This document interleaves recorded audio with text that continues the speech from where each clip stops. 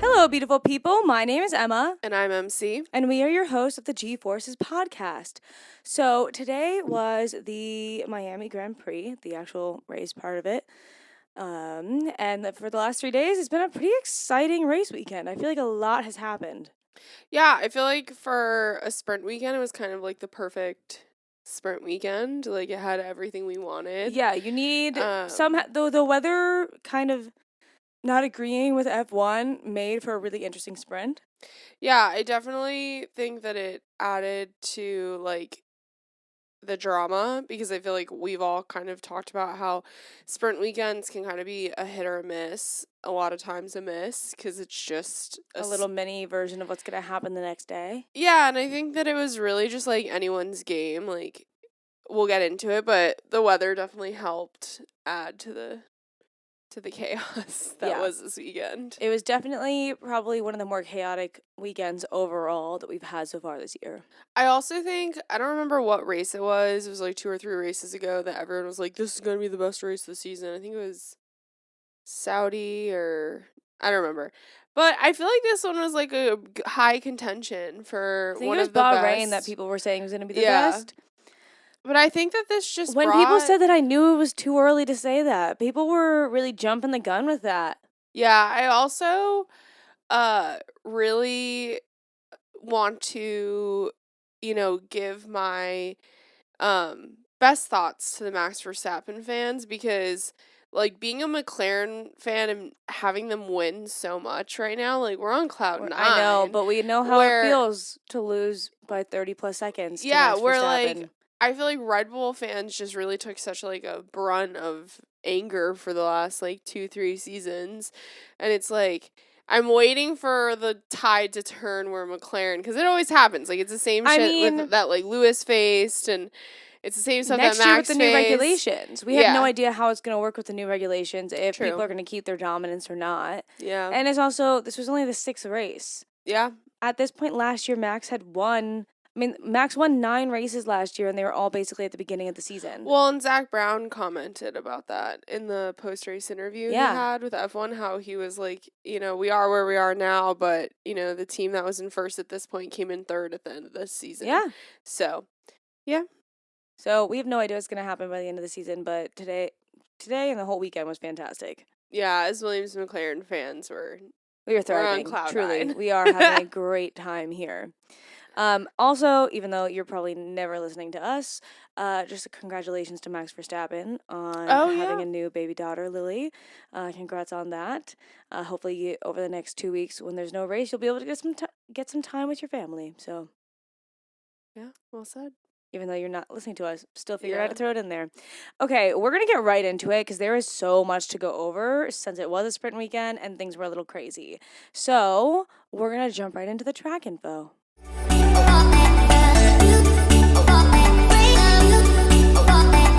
All right. So the official race name for this weekend was the Formula 1 Crypto.com Miami Grand Prix 2025. It's Miami, and I feel like the Crypto.com just makes sense. I mean, the Staples Center is now the Crypto.com arena, so. The track name is the Miami International Autodrome. The first Grand Prix was held in 2022. So this is a newer one on the calendar. It is kind of like, when you watch the race, you'll see it's the Hard Rock Stadium, which I think is home to the Dolphins. Correct. And so, it's just like, it's a massive stadium. It's around it. It's honestly like a pretty cool venue. Like, when you think about it. Yeah, it's not like, could be worse. Yeah, it could be worse. The circuit length is 5.412 kilometers, or 3.362 miles. They're doing 57 laps around this course, and the race distance is 308.326 kilometers, or 191.584 miles. They're doing, oh my god, not laps. There are 19 turns at this racetrack. And the lap record was placed in 2023 by Max Verstappen in a Red Bull, and he did that in 1 minute 29.708 seconds. Lap records were broken this weekend, I believe twice. I don't know if a lap record was broken during the race. I didn't check I can check when we take our break to see what what the fastest lap was during the race. But I do know that, like, Max Verstappen... It was like a 126 or 126 something like that. during, like, quali or something. So crazy. There are 3 DRS zones at this racetrack. So DRS detection zone 1 is right after turn 8. Activation begins after turn 9 and goes up to right before turn 11. That makes sense. DRS detection zone 2 is right after turn 16 with activation further up in the start. That does not make any sense, my notes. Well, look up where DRS detection or the zone 2 is. I don't know what my notes. Anyways, detection zone 3 is right after turn 17 and activation starts after turn 19 in that start finish straight. So, I feel like 3 is the most we see, if not 4. I don't think we've ever seen 4, but there was just no. I think the amount of DRS zones and the fact that it's a newer racetrack, you can just see how well the passing is in this course. Like, it was insane how much action was happening during the actual race. People hate on street tracks, but the positive with street tracks is you're using the entire width of the street, so it's enough room for passing to occur. Yeah, it very much, I don't know, this might not be a wild take, but it very much reminds me of Australia, the Miami circuit. Interesting. Like, how it's not really, like, a street, how it's, like, the... No, that's more Canada to me. Canada and Australia have more similarities. Well, but yeah, so that's the Miami GP track info. Cool. All right, now we're going to get into practice.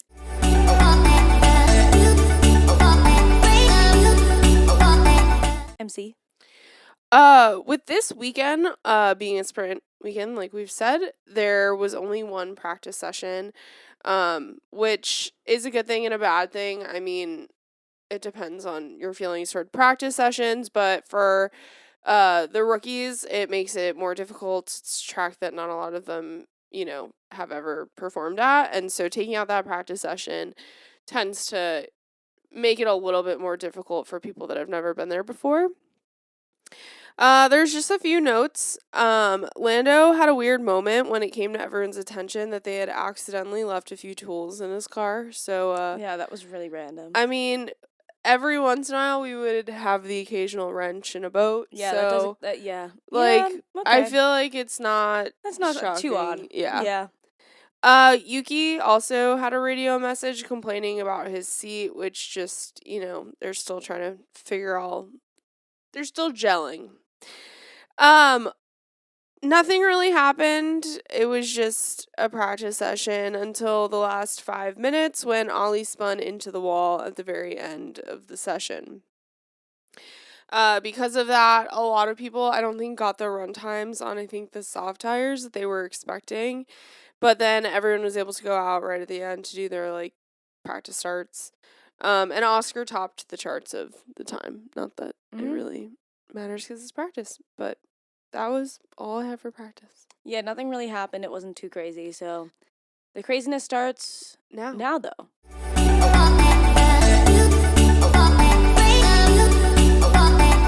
Sprint quali was, in my opinion, far more entertaining than regular quali this weekend. I think because we had some unexpected situations or just people kind of still getting used to the track during sprint quali. So in Q1, right away we have Charles say that he touched the wall at turn 16. There was a few other people who said that they had touched the wall at turn 16. Sorry, I have an itchy nose. We also see Kimi finally go to the top of the charts. Kimi was doing a phenomenal job on Saturday. He was having, Friday. He was having a great afternoon. Yeah, I mean, we've always seen him, I feel like, in the middle of the top 10, like 5, 6. And I think that, I mean, this is a track known for speed. Kimmy's known for speed. Um, but I think he just showed a really strong performance overall. I'd agree. So something that was really crazy that kind of happened at the end. So this just kind of shows you the way that traffic works within qualifying. So in sprint quali, there's way less time than there is during regular quali for each session. And so normally everybody does their first fast lap and then they'll go in for a couple minutes to the garage and then they'll go back out. The problem is everybody's doing this all at the exact same time. Everybody has the same run plan basically there. If you bail out of your first lap, then you have to basically guarantee that you're going to get a second lap in. That doesn't always happen necessarily, or that your second lap is the best. That's not always going to happen. There's also a chance that what happened on Friday could happen, where there's so much traffic that you quite literally don't have the ability to get up to speed before the checkered flag. And that happened to Jack. I believe that happened to Yuki, but it didn't happen. Apparently, Bortoletto and Ollie Behrman just actually did not make it because they had poor times. But apparently they did make it past the checkered flag in time to do a lap. But yeah, Yuki and Jack, they did not end up making it through. Jack was pissed. He was fully crashing out. Yeah, he was. The anger was towards probably the strategist, if not his engineer, because it just seemed like they prioritized Pierre and wouldn't let him out in time because Pierre wasn't ready to go. It seemed like, and it seemed obvious to Jack, and unbeknownst to me, I mean, we didn't watch the weekend warm-up this week. We've been really busy this weekend, and so I didn't realize there were so many rumors swirling around Jack. And you can just see that like anger is really valid, because it's like when these rumors probably stem from some tidbit or conversation that's being had or felt. And to have this happen to you, you really need your team to have your back at this point. Regardless of performance, at the end of the day, like, everyone wants to do the best. And I don't know. I think I've been like really disappointed in Alpine consistently with the way they've handled the entire Jack thing not Jack thing, but the Jack Fernando conversation. Fernando? You mean Jack and Franco? Oh my God, thank you. I was like, all of a sudden I knew that wasn't right. Fernando, where's Fernando? No, yeah, but I think like it's been a consistent issue that Alpine hasn't really stood behind their driver in the confident way that, I don't know, I feel like they've needed to. Oh, yeah. The only driver they stood behind over the last 2 years is Pierre. Yeah. So, yeah, but knocked out of Sprint Quali 1 was Lance Stroll, Jack, like we said, Yuki, like we said, Gabby, and Ollie Behrman. So, I feel like, unfortunately, some names are pretty common. Yeah, unfortunately. Yeah. So for Q2, we have, I wrote down Alex was asking if the Mercedes was legal.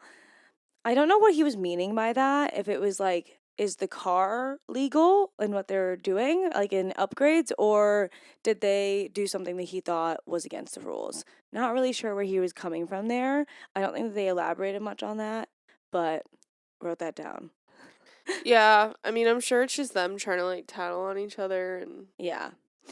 Pierre did almost crash at one point. I don't remember that. I don't remember this either, but I wrote it down. So it did happen. I think he got really close to one of the turns and got really close to like fully sending it into the wall. Okay. So that happened. And Carlos ended up backing out, so he had literally no time on the board, which was crazy.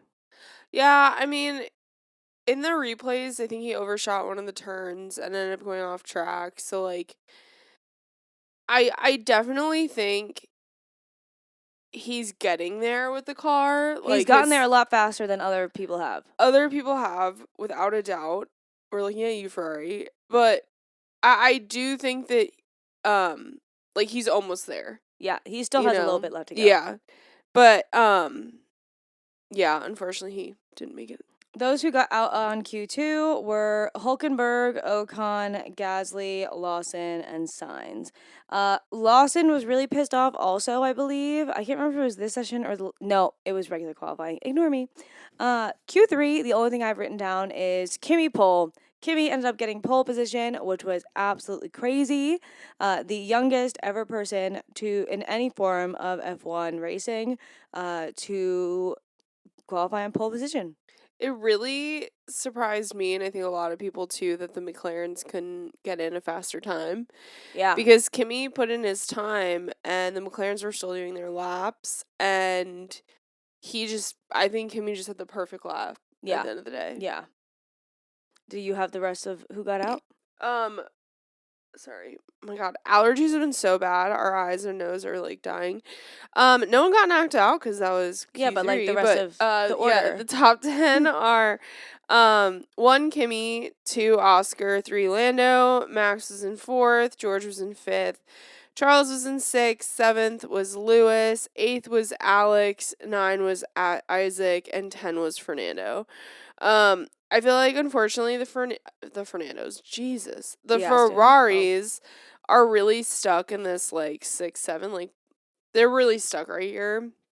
And then the Williams, like, I feel like this was just a hint of how good the Williams was gonna be. Yeah. And the confidence that Alex Albon has right now, like, it's crazy. Oh, yeah. And I was saying to Emma, and we'll get into it when we get to the race, but I do just wonder if it's, like, if they all make sense working together. Like, if it's just finally clicked, you know? Yeah. So, but yeah. All right, we're going to get into the sprint race now.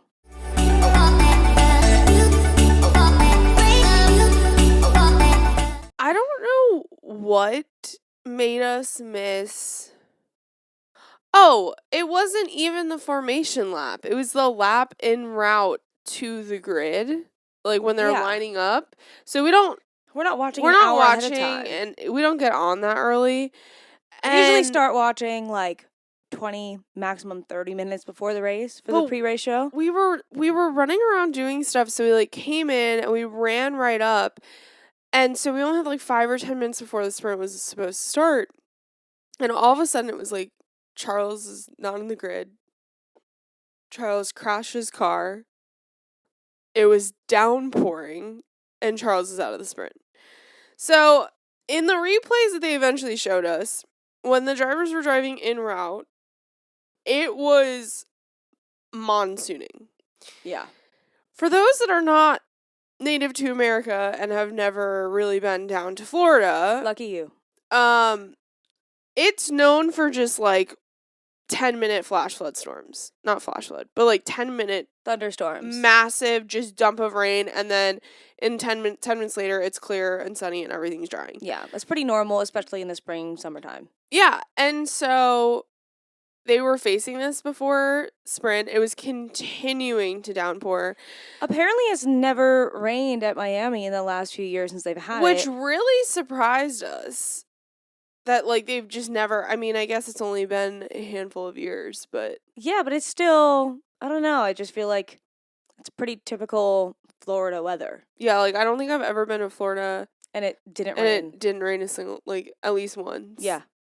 But yeah, so when he was asked about what happened, he basically said that with the visibility and the way the car was driving, he basically had no control, and...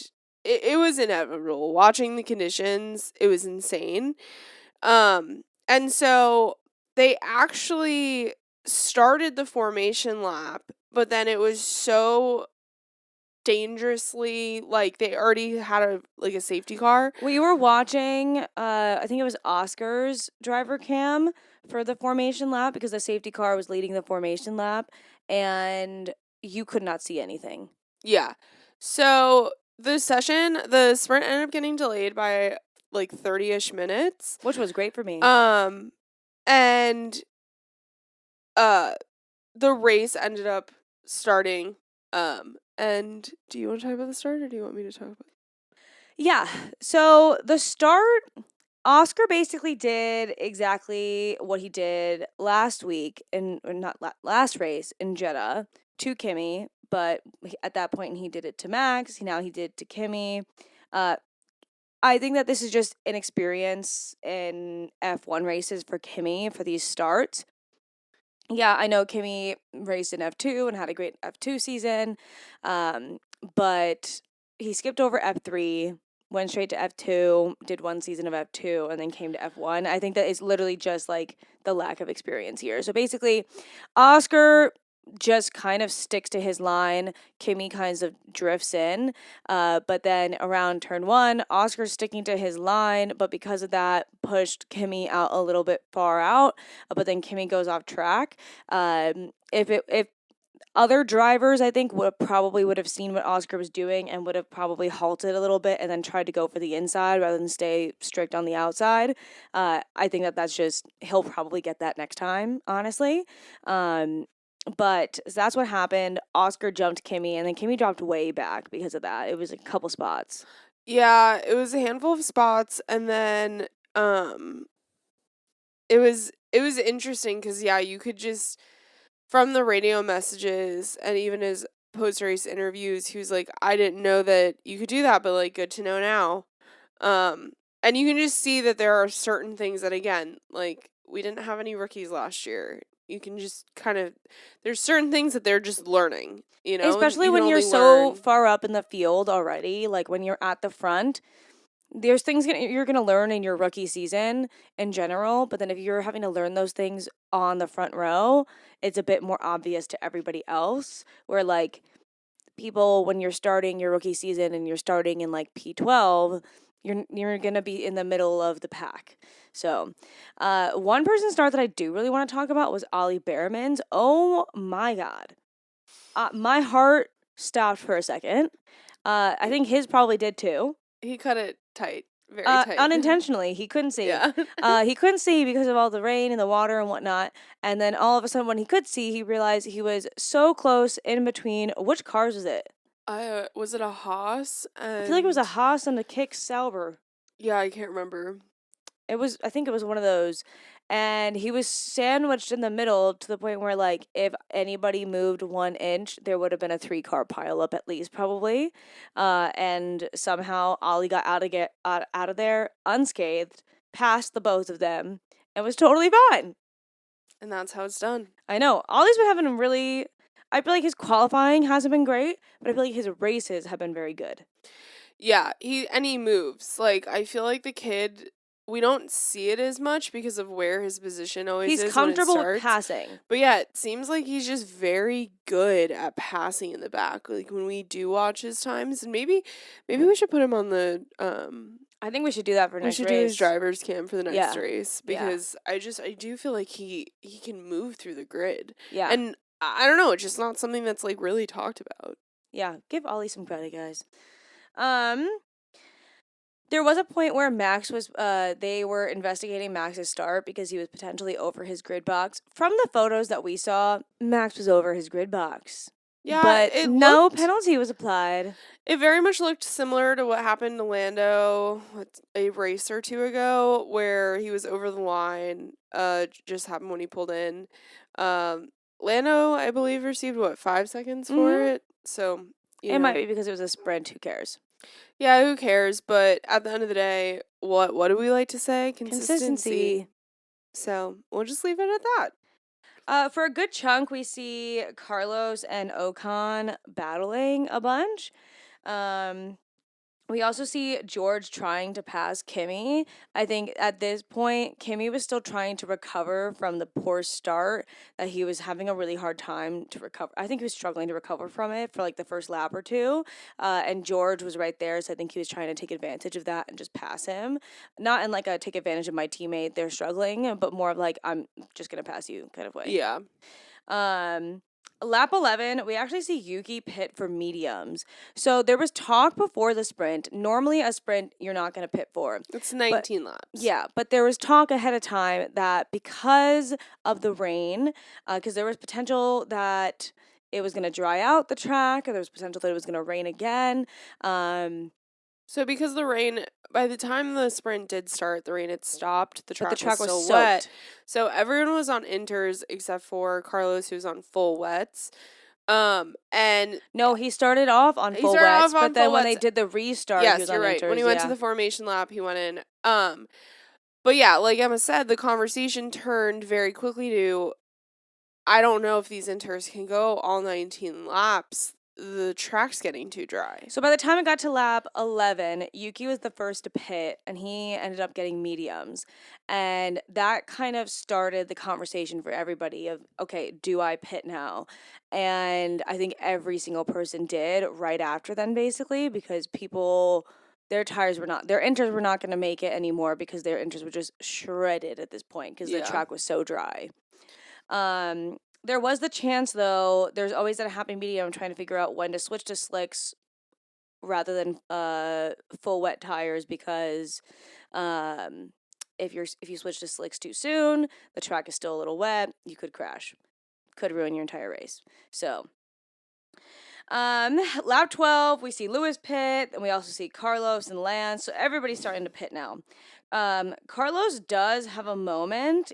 He kind of spins off a little bit, and there's a yellow flag, but he somehow ends up getting back to the pit. I can't remember what exactly happened. Do you? Well, so first thing I want to know is, do you have the Max and Kimi pit lane incident? No, that's coming up. Okay, so was this when Carlos retired? This was. So Carlos got a puncture. That was it. Carlos ended up getting a puncture. Like Emma said, he was able to drive back to the pit lane. But yeah, he unfortunately had to retire the car, which was just kind of like... Sucks, because it's not really what we want to see as Carlos and Williams fans. But right after that, he obviously is able to get to the pit. Right after that, we see Kimi and Max have an incident in the pit lane. So basically, what happens is Kimi goes into the pit lane, obviously, to change his tires, and his box is right in front of Max's. And so Max, he's about to turn in to go to his box, but then Max is released by Red Bull, and Kimi basically has to do avoiding action in the pit lane and just continues going straight, like swerves a bit back to the pit lane and goes out. And Max's front wing ends up getting damaged, I believe. Yeah. And Kimi has to just do a drive-through of the pit lane, which obviously completely screws his race because now he's had to slow down and do a drive-through in the pit lane, which is not going to be as fast as it would if you're going through the pit straight. And so he has to then go back around for another lap and then go back in to the pit and get new tires. Max is pissed off at the Red Bull team because how do you unsafely release him? It's kind of a bit of a shit show. It's just so weird that this team that was perfect. This perfection, that didn't have mistakes, that kind of chuckled at the teams that would, that this, like, it's just sloppy. And I think that's what's like the most shocking aspect of this is that, you know, it's one of those moments where like remember that moment where the pundits, like, whenever someone gets into a bunch of crashes and the pundits were, like, not making friends with, like, the mechanics. Yeah. And it's, like, a shit like that is just gonna piss off Mercedes towards Red Bull. Because it's, like... It's also gonna piss your drivers off at the rest of the team. Well... Because it's the team... Like, at that point, that's not on the driver. That is the team unsafely releasing him. And now, Max ended up getting, what was it? A full... 10-second time penalty because of this. Well, that fully could have been avoided if they just held him for 2 more seconds, not even. The other thing that, like, makes it so shit on another level is the way it affects Kimi's drive, right? You know, someone who makes this historical moment, just, like, shocks the world, gets pole position, makes history, and then stumbles in the start, but then has to now... like, that's like 15 seconds that are just gone because he has to do drive-by and he has to come back in. And there was physically no way that he could have gotten into his box without going through Max. And so it's just like a rock and a hard place and just, again, just shockingly sloppy. Yeah, it's so not par for the Red Bull course, at least what it used to be. I mean, yeah.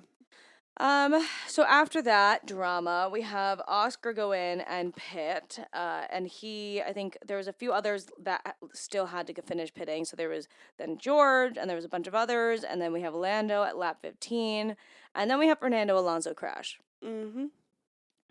And because of Fernando Alonso's crash, there was a safety car, which then enabled basically Lando to be in front. Yeah. Because of the timing of the crash and the safety car, the way Lando pitted and everything, it ended up working to his advantage.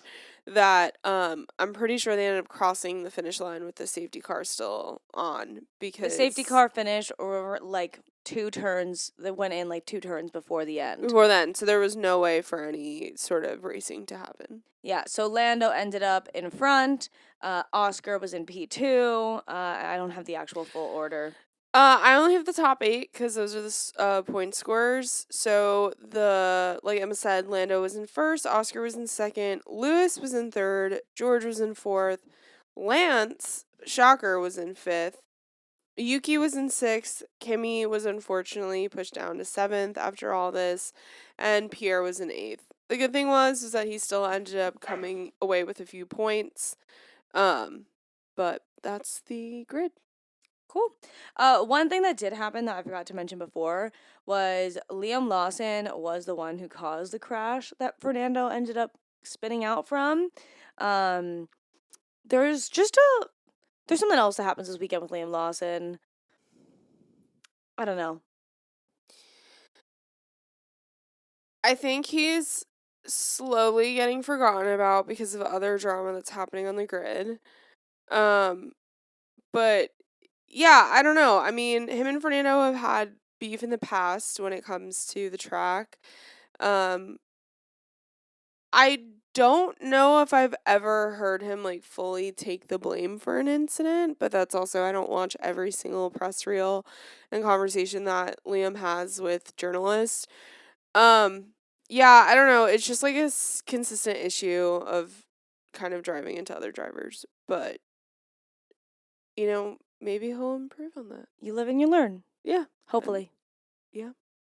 All right, we are going to get into regular qualifying now.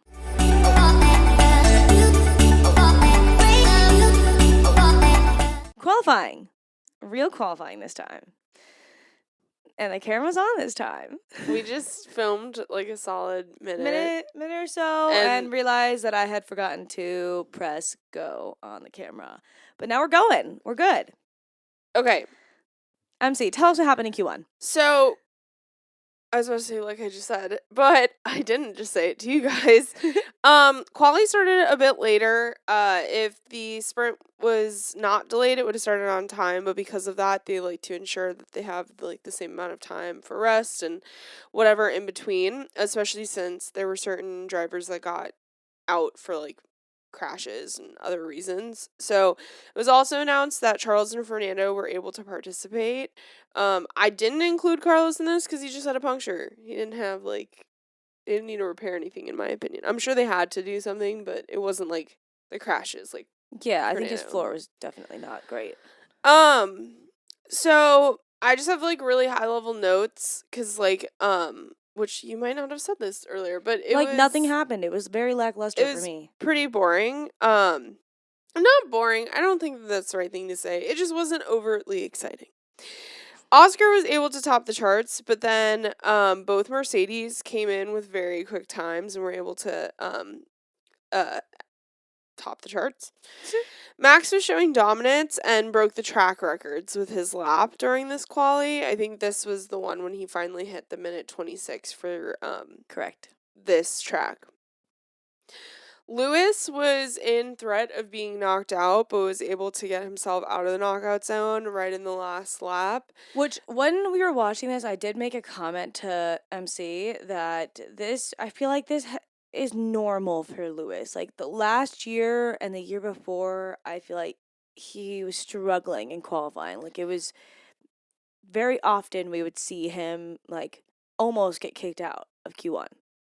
Yeah, I mean, we'll talk about it when we get to the race, but, like, I think there's something majorly wrong with the car. Like, I don't think either Ferrari driver... brought a new floor this time. Yeah, it was...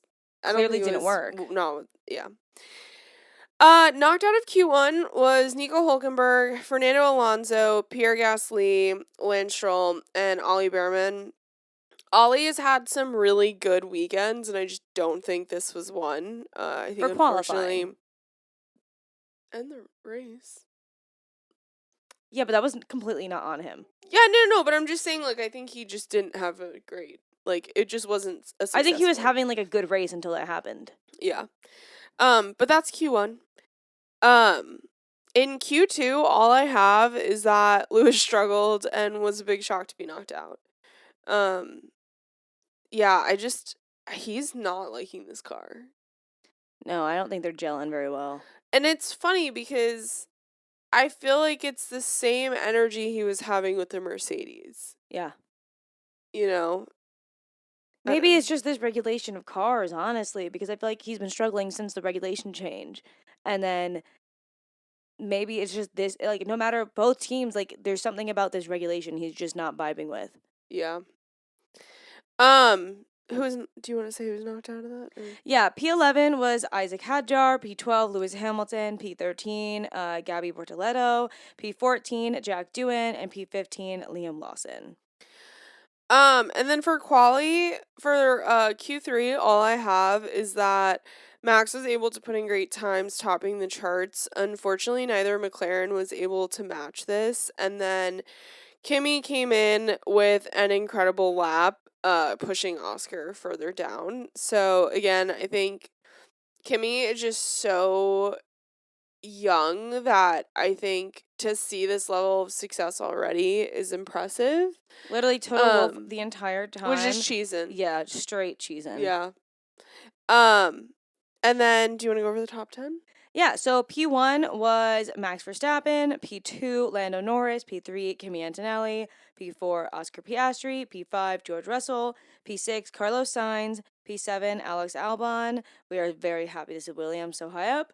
P8 Charles Leclerc, P9 Esteban Ocon, and P10 Yuki Tsunoda. Shout out to Esteban for getting that car that has not performed very well so far up, and good job to Yuki for getting the top 10 again. And Charles is not doing much better with the Ferrari, so I don't think it's just a Lewis thing, to be honest. Yeah, that's why I think it's the car. Like, I think that the car is just, like, whatever decisions they're making is just not it. I think they're trying a few things, and it's just not working. Yeah. But next race is going to be in Italy, so I'd imagine they're going to bring some upgrades. Oh, yeah. They're going to be on, like, Cloud 9, too. Yeah, they're going to be happy to be around Italians again, so. And it'll be Lewis's, like, debut in Italy. That's true. In a Italian car. In a red Ferrari. All right, we're going to get into the race, because there's a lot to talk about there.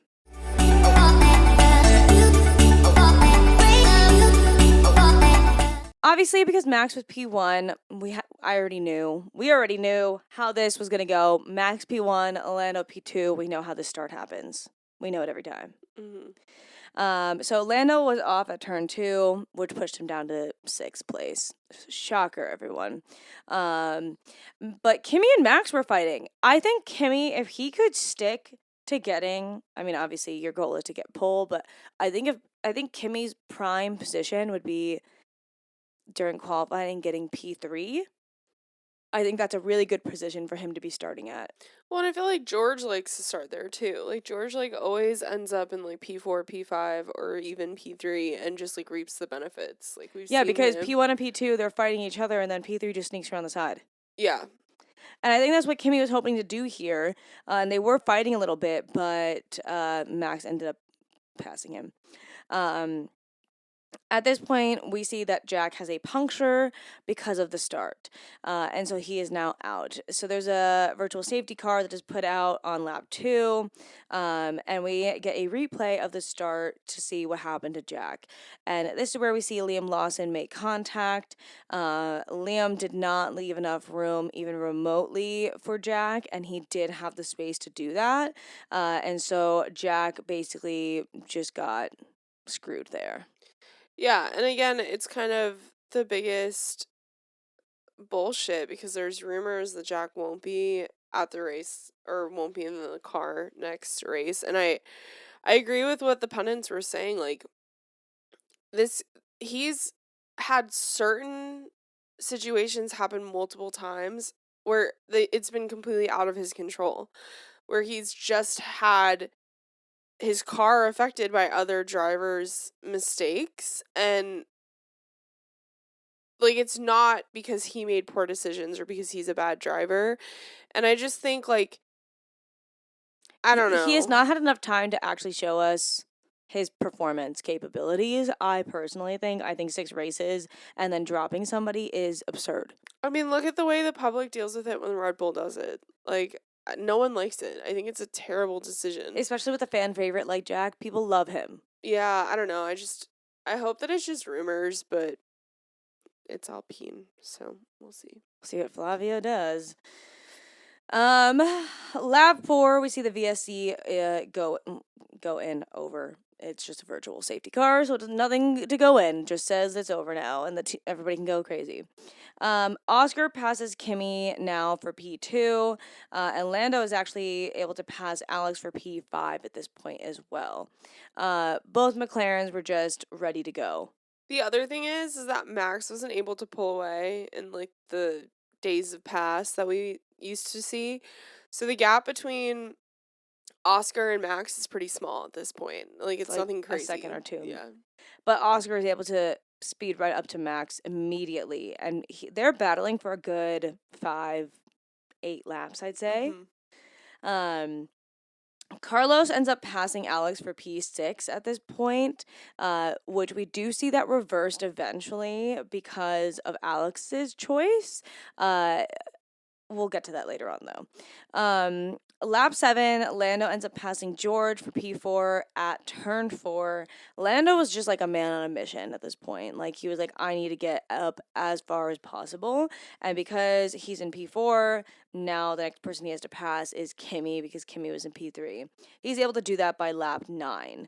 So, reminder, this race is about 59 or 57 laps? 59. No, 57. 57. Okay. Yeah, so this is lap 9 out of 57. The whole field is about 1 second or less from each other at this point. It did look like a large DRS train. I think at maximum there was like maybe 1.1 seconds in between some cars or the other, but it was mostly some even less than a second. They were just all in a DRS train. Lap 10, we see Fernando spin again, but he fixed it, right? Yeah. He finished the race. I don't know what's going on with that car. We haven't heard from him either. Anxiety. I've never. The only thing we hear from him is like random promo with Adrian Newey last week. Did you see that? I didn't see that. I've never heard him be so quiet ever. Yeah. Again, I forget about him.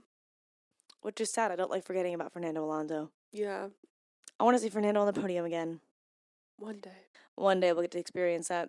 Lap 11, so this is when Oscar is trying to pass Max. This is when Oscar's trying his first time to pass Max. I believe, nobody else mentioned this, so maybe I'm just wrong. Maybe I'm seeing things. I felt like Max was moving under braking. Sue me if I'm wrong. Yeah, you did say that. I think it's probably just like so difficult when you're defending that. I don't know. Because they were entering a braking zone, right where they were about to brake and make for a turn, and he just completely shifted across. Like, it was in a way where it was not, oh, he's just getting into position to make the turn. It was just like, oh, he's trying to obviously defend here while they're in a braking zone. Well, and we have not had that many experiences since we became fans of the sports the sport of watching Max have to defend this way. Like, we've had a lot. We had it last year a bit with Lando. They got messy with each other. And I think you're seeing the difference between Lando and Oscar, where Oscar finally was able to get past Max, but we also, I feel like we complained about it a little bit last year. Lando takes a long time. Stuck. And I will say, in a little bit, when he gets to the point and he passes Max, he did do it faster than I thought he was going to be able to do. Yeah. He's getting a little bit better at that. There's times where Lando takes forever to get past someone that he should have passed. That, like, it almost feels like the offensiveness is not there. Yeah, and I mean, I guess it's just, like, how much risk are you willing to take, or just, driving styles, I guess, too. But I feel like everyone always, like, I mean, you said it the other day, how many times will the pundits call Oscar, like, cool as a cucumber? Like, yeah. I feel like it's a weird thing. Like, I feel like to say that Oscar doesn't approach it as emotionally, it seems like it doesn't translate as emotional when they're battling as it does between Max and Lando. I would agree. So at this point now, Oscar's trying literally everything to pass Max. He is struggling to. We do see at lap 14 though, that Oscar is finally able to take the lead. Then by lap 15, we see Lando start battling with Max into turn 1. This is when we see that Oscar's gap is already gigantic. Yeah, I think by the time he was able to pass Max, he had a 2-second gap by, like, the second lap. And then, ironically... No, he had, like, a 9-second gap, Oscar. Well, yeah, he pulled it away, and then the battle between Max and Lando was really an advantage for Oscar because Max was so busy working on defending that he wasn't able to get the speed, and so Oscar was just able to pull away, gaining that 9-second advantage. So earlier on, I did say that there was some drama with Alex and Carlos. So Alex was originally told in the post-race interview, I don't think he was legitimately told that he wasn't allowed to pass Carlos. So they said that his engine was too hot as he was passing Carlos. Yeah, I think they might have asked Ruth about this, but basically it just seemed like there was a bit of miscommunication where Alex was having legitimate car issues. I think he was having overheating problems, and that was being relayed to him at the same time that the message that they were not going to swap positions was being relayed to Carlos. So I think it was just poor timing, a bit of miscommunication. And it was happening as Alex was passing Carlos. Yeah, I'm pretty sure it will be brought up in some sort of conversation or question next time. I don't think that there will be beef but at all. I think it'll literally just be, yeah, we discussed it. It was just timing. Yeah. So. But because Alex was able to get past Carlos, he was able to move so much. Yeah, I think he just is working better with this car right now at this point. But yeah, he was able to move past Carlos not significantly, but enough. So at this point, technically Lando hadn't passed Max yet, and Max is trying to defend with everything he's got, and you can see the car sliding around. Like, there's only a few times I feel like I can see the car genuinely sliding around. Usually, I feel like the drivers have a very direct control over the car, but it was all over the place. And this was something he was, like, complaining about as he was defending. He was just complaining about the fact that there was no traction. I always feel really good when I say something and then 2 seconds later the pundits also say that. I'm like, wow, okay, I finally know this sport enough that I'm saying it right before the pundits, and I go, oh my god, this car's sliding around so much.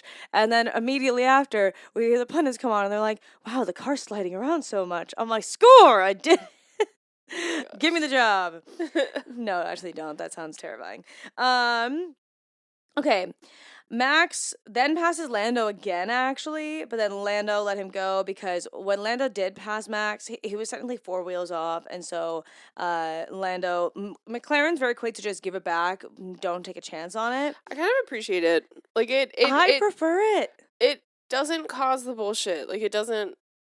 I feel like, why wouldn't you just take it back when you know you're going to be able to pass, as opposed to waiting for the FIA to give you some, I don't know, bullshit 5-second or 10-second. Like, you don't know what it's going to be. And that's not worth it to me. Instead, just give the freaking, I don't know, from a strategy just give the place back and then just take it again. Past them. It's not, you did it once, you do it hard, but it's probably really hard. Lap 18, Oscar at this point is 8 seconds ahead of Max and Lando. That is also when lap 18, Lando was probably able to pass Max. This was when we were finally told that apparently Alex was told to not pass Carlos. Obviously, that's changed now that we've watched the post-race show. Lap 20, Bortoleto goes in for hards.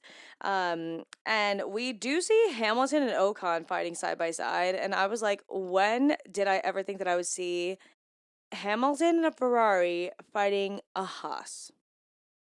It's crazy. Never. Yeah. Never did I think I'd see that.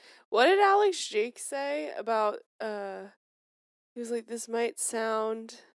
He said something where he was like, this doesn't sound true, but a Ferrari and a Haas are fighting. Oh, he was like, this isn't daft or whatever. Like, yeah. No, it wasn't about that. It was about the Williams. The Ferrari fighting with the Williams. Yeah. Lewis finally passed Esteban at lap 23. At this point, we're realizing that Alex is almost in DRS range of George. And George was in like P4, I think it was, which was crazy. Alex was catching up to a Mercedes. Yeah, and I think that was what was like genuinely shocking everyone. In the post-race interview, Alex even mentioned that like they had him, James, and Carlos had discussed it the night before the race. Like, what is it about this track? Because they don't think that this is a... You can definitely tell they're erring on the side of caution with how well they were doing. But to sit there and to have a Williams in battles or walking with Ferraris and Mercedes and Ferraris is just... I mean, but also, again, look at, like, the complete turnaround that a team like McLaren is having. Oh, I know. You know, in comparison. And so I think it really just goes to show that, like, while you might be on top, you might not be on top for long. And it's anyone's game. Yeah. Yeah. Lap 26, we see Kimi pit for hards. We also see Carlos in for hards. Lap 27, Max goes into pit. And then we also see Alex go into pit. I was surprised that they brought him in so early. I was expecting him to go long. Yeah, especially because I feel like Williams likes to do that. And I think that they should have gone long. I think if they had played the long game like Mercedes did with George, there would have been a chance of him being at the podium. Yeah. I do think, though, unfortunately, and I don't know if it was the car, because he did say he was having some car issues, he did start to die out. Yeah. That, like, he was not... Or, well, we were also struggling with, like... I would have to see his lap-by-lap numbers to see if he was starting to die out, or if, like... I think this was later on in the race, yeah. So when Alex comes out of the pit, he's 9th behind Kimi, which is actually not a bad place for him to be in. Lap 28, Ollie's car just stops working. He literally goes, oh my god, I lost everything. In like a tone like that, of like pure like, oh my god. Didn't know this was happening. Which was really, possible. Really frustrating. One, because... Ollie was moving. One, because, like, you never want to see, like, the car just, like, literally, like, a spark came out of the back and it just, like, stopped. You never want to see that. But then, yeah, it was frustrating because he had such a poor show in quali, but then he was able to move so much. He was in, like, 12th or 13th at this point. That it's like, ugh, but he'll get him next time. Yeah. So because of that, the VSC was deployed. Ollie was stuck at turn 8. They had to get the car out, obviously. Both McLarens then, George and a few more go in for the pit during the VSC. The VSC was lifted, though, basically right as, was it George? Lando? I think it was George coming out. It was George. And he came in front of Max. And the goal was for him to get out before Max. And Mercedes kind of screwed the pit stop too. It was a little too long. And George somehow got out like half a second in front of Max and was able to stay in front of Max, which is exactly what he needed. Yeah. We find out that Ollie had an engine failure at this point, so obviously he is DNF'd. Alex was now passing Kimi for 5th place, a Williams passing a Mercedes for 5th. Crazy. And then Carlos passed Charles for 7th on lap 31. And that's when Alex Shake was like, this might sound daft, but a Williams just passed a Ferrari. And a Mercedes. Yeah. Crazy. And this all happened like at the same time, these passes. I hope that they were both just like, this is the greatest day ever. Yeah. This is a great day to be alive as a Williams fan. Yuki ended up getting a 5-second penalty because he was speeding in the pit lane. He just had a hard time slowing down entering the pit lane. It happens. I don't think it affected him though, because I think he was just able to have It didn't affect Isaac. him because guess who was right behind him? Isaac. A V-carb. Well, no, but what, you think they made Isaac slow down so Yuki would get the points? I don't think they didn't make him. I didn't even think about I'm that. not going to say it, but I'm not going to say it. Wow. Isaac finished 5.18 seconds behind Yuki. Yeah. Interesting. Anyways. So that did happen. Bortoleto ends up retiring now. It's lap 32. He also had a power unit issue. I don't know why power unit issues are affecting the rookies, but can we please make it stop? Yeah. Not a fan of that. Really not a fan of their race being ruined because of a power unit. But Bortoleto was having a rough weekend anyways, as the Saubers always do. Get your shit together, please. I hate watching that.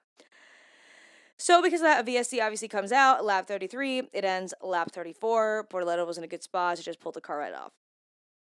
The Ferraris now, both, are trying to pass Carlos. Crazy again. And Charles was the one who was directly behind Carlos and was able to kind of swerve him at a turn. But then because of that, Lewis and Charles were both able to pass him at once. We've seen passes like this before. Usually it's just the person who's being passed kind of gets stuck in one position and then both kind of go through easily. Unfortunately, it's usually just a shitty situation.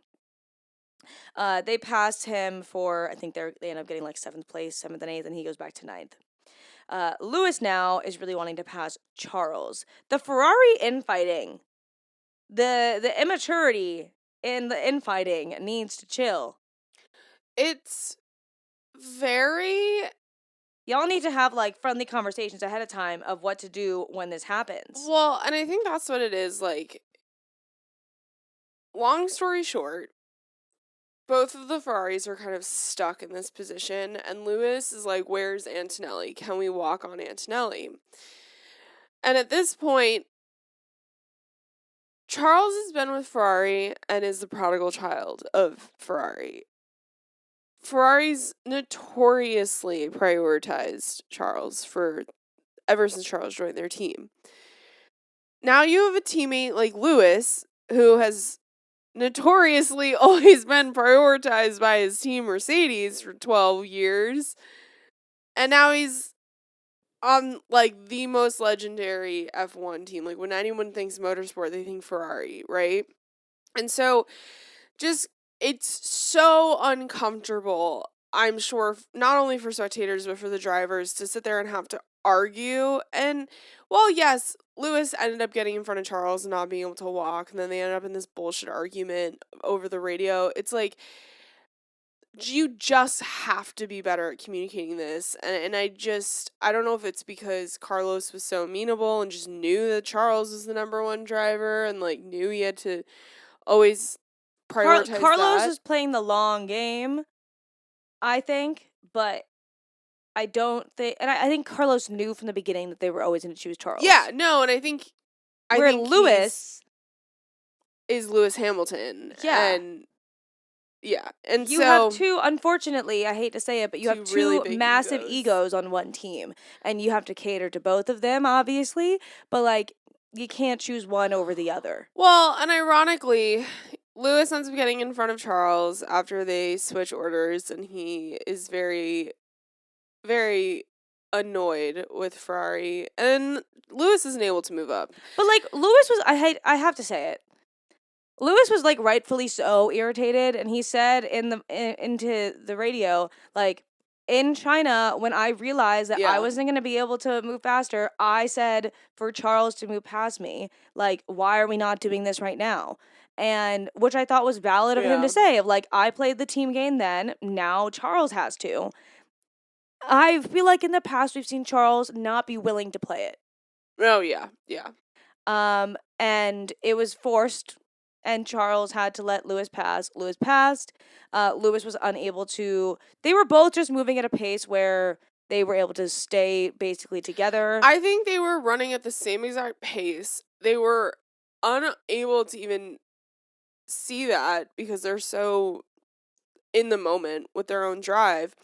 And so I don't think either of them was going to be able to move or walk. I think they were just driving the same exact way. They were driving probably the very similar times. And they both thought they were faster than the other. But it's what they say. Like, it's the same thing we were saying about the second Red Bull seat. Everyone thinks they can do it better. Right? And so, like, I'm sure they're both sitting there frustrated that they're stuck in dirty air behind their teammate, wanting to be the number one Ferrari. But yeah, it's just like tighten that up, like clean it up. I agree. I think that the drama with the Ferraris, it just feels like unnecessary and probably could be solved before the race even starts. Yeah, I mean, I don't think either of them are gonna I don't think we're gonna have a Mercedes. I don't think we're gonna have the post-race interview. The post-race interview with Lewis, that is the most chill I've seen Lewis after an intense race ever. Yeah. He seemed very positive and like, no, we're just gonna have like everything is fine actually. Yeah, and I think that's what it is. I think you're dealing with adrenaline, but I think just the Ferrari team needs to just get a little bit tighter with communication and plans before the race. Yes. Where was I? Lap 38, we find out that Liam Lawson is retiring. He just had too much damage from when he hit Jack. He was in like dead last for the entire time, like 20 plus seconds behind. That happens when you hit someone. Yeah. That's all I'm going to say on that. Lewis was told to keep the spot for DRS to defend from Sainz. This is before Lewis ends up swapping positions. That was a crazy comment. Ferrari literally told him to stay behind Charles so that they could keep the DRS in defense of the Williams of Carlos Sainz behind them. They were afraid that Carlos was going to challenge them. Crazy. The days we live in. Obviously, Lewis and Charles swap. My next note is the Ferraris are being annoying. Because that's all that they were doing. For a good 10 minutes, they were just yapping, both of them. Oh, yeah. Oh, my gosh. There were sometimes where I'm like, if we had chatted that much, we would have been punished. Yeah. Yeah. Anyways, lap 52 is when they finally swap back. So Lewis finally gives the spot back to Charles. Charles is being a little bitch, being like, so are we not going to swap them back? Yeah, it was funny. Lewis did not give the spot back right away. But it wasn't like when last year when Lando like just wouldn't relapse. That was painful. That was so stressful. No, it was like one lap. Yeah. It was fine, my guy. It wasn't going to be the rest of the race. And at this point, they're struggling to move. Both of the Ferraris are just struggling to move past Antonelli, so it wasn't going to happen. And then on the very last turn, surprise, Carlos actually tried passing Lewis on the last turn. People said it was sloppy of Carlos. No. I thought it was so funny. I thought it was Carlos being like, ha! Yeah. I'm still here, bitch! It was funny. Didn't they end up, like, hitting? Yeah, Carlos literally hit Lewis. Oh, crazy kid. But that happened, and everything was fine. And obviously Carlos did not pass Lewis in the end. I'm sure Lewis is probably like, what the fuck is going on? Do you have the order? I don't. Okay, let me grab my phone. I have the order on my phone. I did not write it down in my notes, because that's a lot of names to write. So, one thing I did want to mention, because, this was just honestly shocking. Oscar and Lando ended up taking 1-2, respectively, with a 30-second gap between Lando and George Russell. Yeah, this is not this was. We used to dream of days like this as McLaren fans. The times that we would see Max Verstappen finish this far ahead of McLaren, we would shed tears. Emma's convinced that the other teams are immediately going to be like, investigate the car. They're doing something illegal. Because that's what they do every time. That's what they do. It's honestly like the culture of the sport at this point. That's what McLaren's done to Red Bull in the past. Red Bull's done it to McLaren. It's just the cycle in which we live. So just absolutely crazy that like we're focusing at the end. We're not even looking at McLaren. We're looking at the battle between Ferrari and Williams. I know. Yeah, because we didn't really watch. We did see Lando and Oscar cross the finish line because Lando ended up only a few seconds behind Oscar, and then it was funny because you couldn't even see the Mercedes. No. Yeah. No. But who are the top?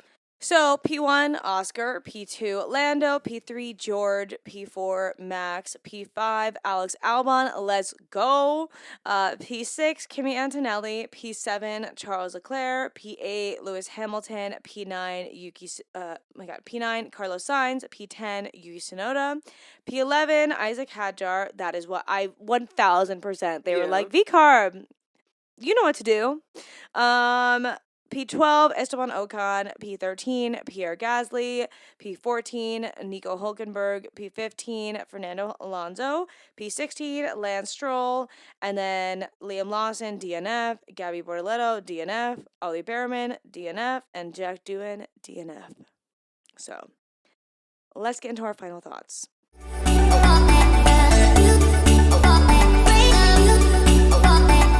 Final thoughts. I thought it was great. I thought it was a good weekend. I definitely think that I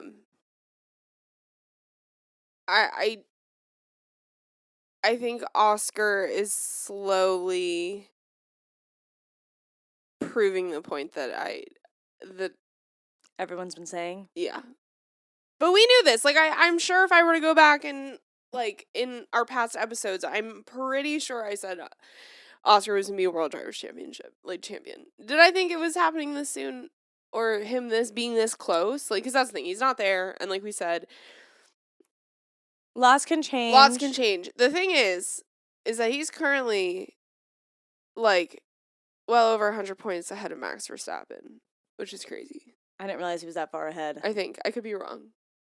That's crazy. Oh my God, now that I'm saying that, I'm second guessing. Well, you're fine. Yeah. I do think that we are in an Oscar Piastri dominance because I think that right now Lando needs to fix his starts. That was his problem last year, I think, for a lot, and then he finally got it a little bit better. I think Lando's starts are what kill him because he's always trying to pass Max into that first turn, and I don't think that that's not where you're supposed to be, my guy. I do think, and this is something that I think that Lando has better race pace than Oscar, though, because he was still able to walk up on Oscar today. So, like, I think that's the thing is that I think Oscar's able to get out in the start in front and then just coast from there. But it's always the last, like, 15, 20 laps that Oscar starts to, like, lose it a bit, and Lando can keep it going farther. Yeah, because I think Lando's ability to keep the tires is much better. Yeah. But I think that at the end of the day, it doesn't matter how great your tire ability is if you're not able to get the start. Like Lando's not able to get the start. Like that's where Oscar's getting it. Yeah. That's where, I hate to say it, but that's where Oscar's winning the race. Yeah. I do think that I think Red Bull is just not gonna be where it's at this season. Did you see the interview that I didn't watch the interview, I just saw a screenshot, an interview between Christian Horner with Jenson Button and Danica Patrick, and Jenson Button's just standing in the middle, and people were like, what did he do to deserve this? Having to talk to Danica Patrick and Christian Horner? I didn't see it, but I definitely think I don't think they're in as bad of shape as they were like a few races ago. They ain't great though. But I don't know what their plan is. Like, I don't know what the goal is. Yeah, I think that they've just got a lot of issues dealing with their car that they have to figure out. And yeah. Yeah. The fact that Yuki probably would have performed better this past weekend in the V-Carb than he did in the Red Bull, because Isaac ended up getting P11 in the race. And Yuki was consistently ahead of Isaac, I feel like. Yeah, I mean, in the V-Carb. That's the thing, like, I've put Max Verstappen in the V-Carb. He'd probably win the race. Yeah. I don't know. Nothing that they've done has, like, really impressed me or wowed me recently. Mm-mm. And I think a lot of people feel that way. I mean, on the other hand, you have a team like Williams, who's like a freaking phoenix rising out of the ashes. I think the thing with Williams is that stay humble. Stay humble. Yes. It is so refreshing in this egotistical minefield that we're constantly dealing with in F1.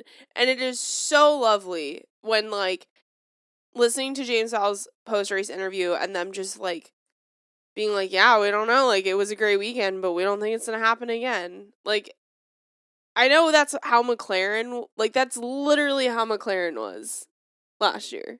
Don't jinx it. Where they're just like, but no, I'm just saying, like, it's refreshing when, like, they don't go in expecting podiums and wins all the time, and, like, it's Williams, so they don't ever.